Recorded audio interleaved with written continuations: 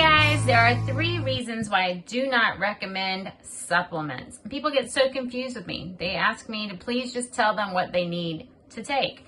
Number 1, I am not a licensed registered dietitian. I'm also not a doctor. And so legally, I cannot recommend any supplements.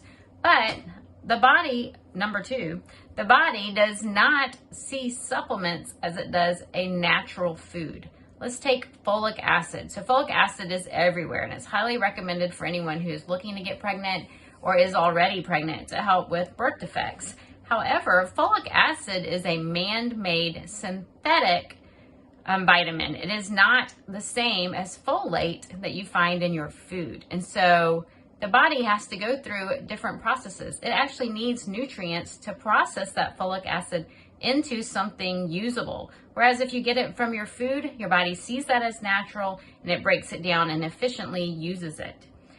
The third reason I don't recommend supplements is a lot of times it's more important to look at what else is going on with the body, with your environment, with your lifestyle, and what you are eating, as opposed to looking for another supplement. We can't just take a bunch of supplements and keep dealing with the same stress. You have all this work stress or home stress, then supplements are not going to help. That's like if you have a fish pond. We have a pond. If our fish were sick, the water was dirty, it wouldn't matter if we gave the fish vitamins, the water's still dirty. Even if we take the fish out, we get the fish all healthy and stick them back in that dirty pond, they're going to be sick again. And so it's more important to look at the whole picture.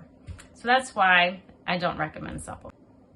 There are times when supplements are needed. If you've been, let's say you're 50 years old and you've been eating a poor diet your entire life, then you're missing a lot of important nutrients. And so in that case, there will be ways that we need, or things we need to do to help improve your nutritional status, to get all the different pathways to work correctly. In medical school and even in the first few nutrition courses, we learn all about the Krebs cycle, the citric acid cycle. And we learn about different vitamins that are necessary for that cycle. However, you have cycles all throughout your body. All these different systems have all these different cycles, and everyone needs a different nutrients. So our foods are fortified with different nutrients, but they're not the same as those little the trace minerals that many of us need. We need things like iodine, which is in our table salt. Table salt is not healthy. There are better ways to get iodine. And it's fortified. The salt is fortified. It's not a natural source of iodine. And so there's a lot of trace minerals that are not added back to foods when they are stripped and then added back. It's more important to get them through your foods. But if you have been deficient for a very long time, we have to find another way for you to get all of those trace minerals. So there are times when supplements are needed, but they shouldn't be needed for the rest of your life.